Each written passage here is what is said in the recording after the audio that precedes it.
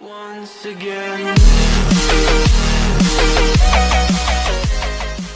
Jimmy here at O'Reilly's Mobile Mechanics, and here we have our fourth discovery this week for DPF. So this one's done 58,000 miles. I'm going to start it up. If you tailgate the car in front, the closer you... Got the exhaust filter full sign, engine management light on, and that red triangle there.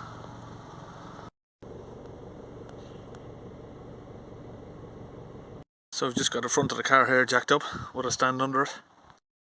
So just up there under the subframe, you've got those two black pipes. That's the DPF pressure sensor there.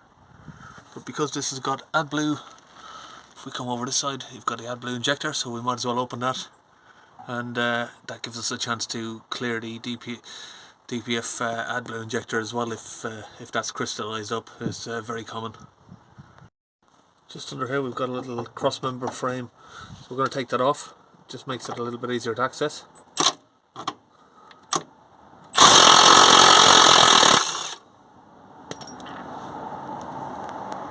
So we've just opened that. It's a 4mm Allen bolt there from the bracket just up there. Now we can get the AdBlue Injector off. It should just slip off. That's off there now. This is what we've just picked out of the AdBlue Injector there. Nice little blockage. That's just come straight off of there. We've just had to put a pick through the middle of it. You can see it was totally blocked up there. It's just crystallized hard scale. And we're just cleaning out that porthole there where it goes into. We're going to get all of that scale out. And again, we're just using this little pick here just to pick it all out.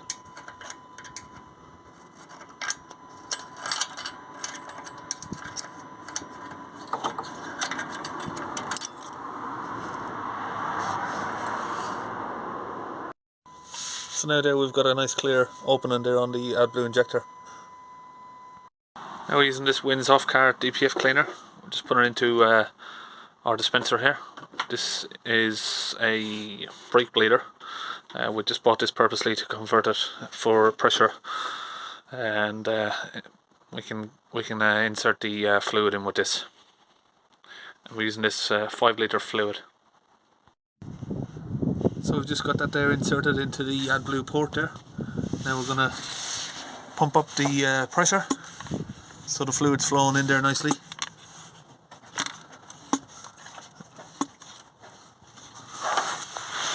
Sorry, we're having a bit of trouble getting the camera to focus there.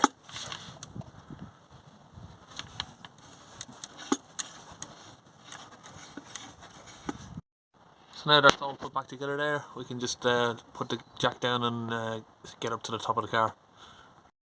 So here's the fault codes that we got. It's particle filter soot accumulation, incorrect conditions for the particle filter. Let that focus up there. Now this camshaft position sensor A circuit, I'd normally say that's not related to DPF, but strangely now this is the third time I've seen this exact code you know, joined together with the DPF. So I might have to do some research as to why that is always used. It's pretty recently it's been accompanied with a DPF fault quite often now. Maybe this camshaft sensor fault is preventing regeneration, so I don't know, but we'll have to have a look into that. P2461, and then we've got the P2463 there and the P246B.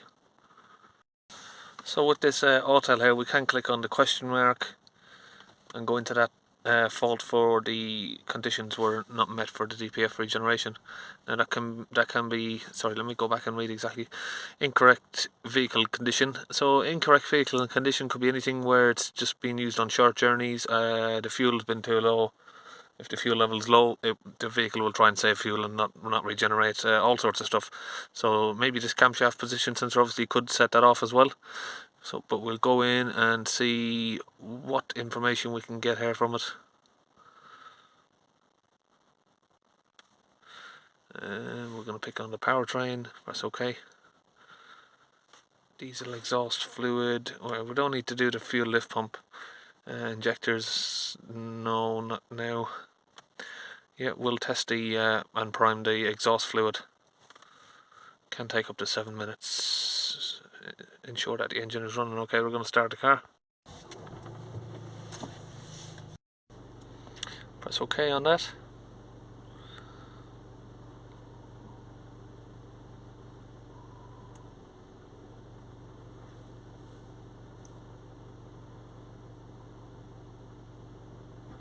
So that's going to take a while there. So you can see there, this is called a diesel exhaust fluid prime and pressure test. And it looks like we're snowing outside, but it's not, it's just the fluid from the exhaust there.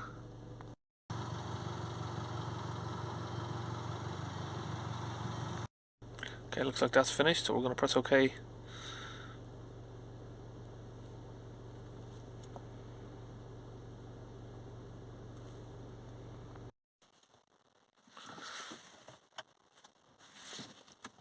Ignition number 2.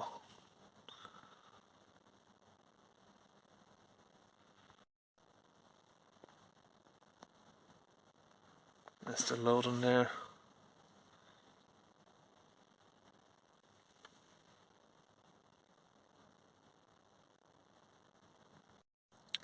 Now it's reading the codes.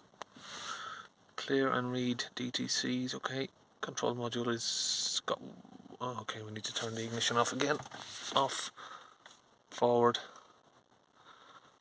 Okay, so go back. We could actually hear the AdBlue pump working in the back there. So these are the fault codes we've got there. Gonna go to live data.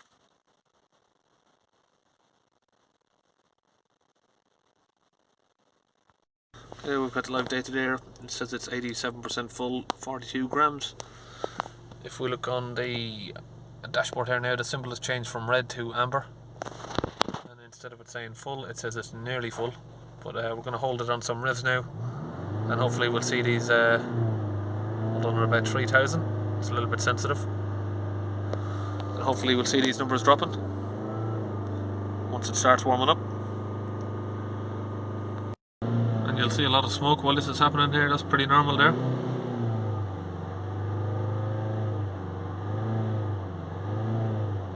Now we're going to do a driving dynamic regeneration, and it's going to read the particle filter while we're driving, and it'll lower it a lot quicker. So you can see there it's got 41.8 grams and it should be between 0 to 6. So we're going to start moving and see if that lowers. You can see there that's dropping nicely. Currently on 26 grams. Now we are just on 4.6 there. That's lowering down. Okay, we've reached 1.4 grams there. So we're going to press OK. That's a very good result. You can see there it's at an acceptable level. Stop the vehicle, yep.